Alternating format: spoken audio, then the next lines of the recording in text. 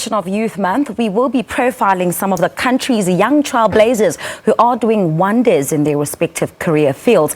This week, Morning Live producer Ikgomotseng Segopolo sat down with Thabiso Mahlape, and she is the head and founder of Blackbird Books, a first publishing imprint that is founded and headed by a young black female. She's published stories from some of the most notable names in the South African media industry, such as Redi Tlhabi, Nakane Toure, Marah Louw, and now the most anticipated release of the year, Bonang Matheba's From A to B. Let's take a look at how their conversation unfolded. Thabiso Mahlape, welcome to Morning Live. I'm so excited to talk to you, to talk about your childhood, your career, what it means to be a young black African publisher. Let's perhaps start with you taking us back to Limpopo. I am a girl from Polokwane. Grew up in the township of Seshego outside of Polokwane. I am a mother of one 3-year-old. I am a publisher. I'm a columnist. And yeah, I'm just me. I had dreams of champagne and caviar. And that's not happening. But I think, I don't know that I had any sort of big dreams that were linked to my current life. I was reading. I read a lot. I started reading because I needed to teach myself English urgently, because I'd been humiliated in the setup and I couldn't take it. So I needed to kind of redeem myself. And so I started reading.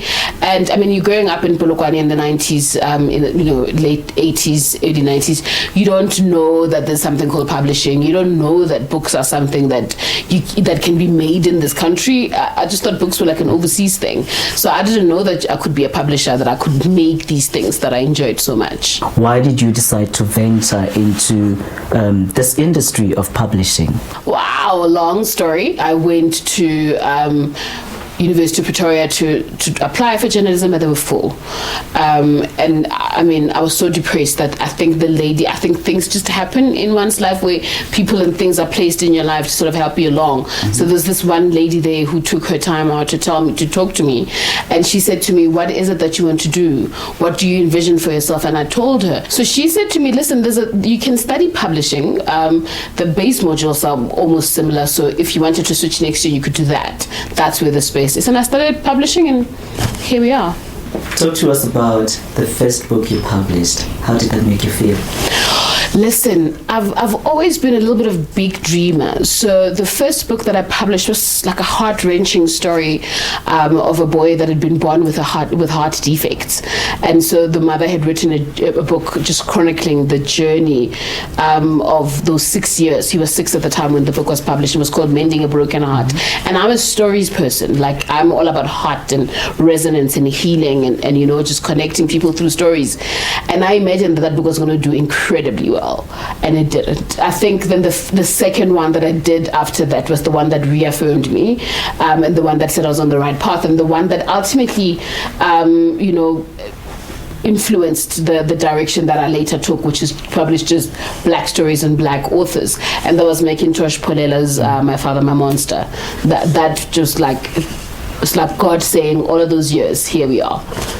In 2015, you started Blackbird Books. Can you tell us about what influenced you to take on a project like this?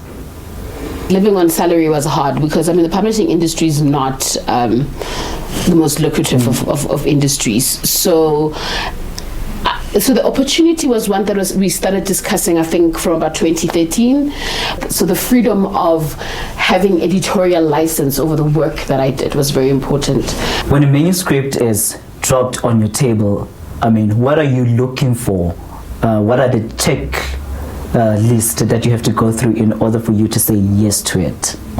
Well, so I receive my submissions in this way. I need to see a synopsis of the work. I need 3 chapters of the work, and I need a bio. If I read the synopsis and it knocks me of my feet, I'm going to read your work. I'm going to read the first paragraph. It's badly written. I'm going to pass because there's lots of things I need to read. So I can't be searching for your genius unless if I carry on, it must be because I believe in the story and I want the story badly from your synopsis. But also there's a limit in how far I'm going to search for that story to be visible. If you're struggling to show me your own story, I can't help you. What is your advice to young and upcoming Black authors who want to get published? Invest in your work. Invest in your work. If I can almost always tell when someone is not a reader. So and the audacity to think that you can write and people must read your work, but you're not reading anyone else, it's really shameful.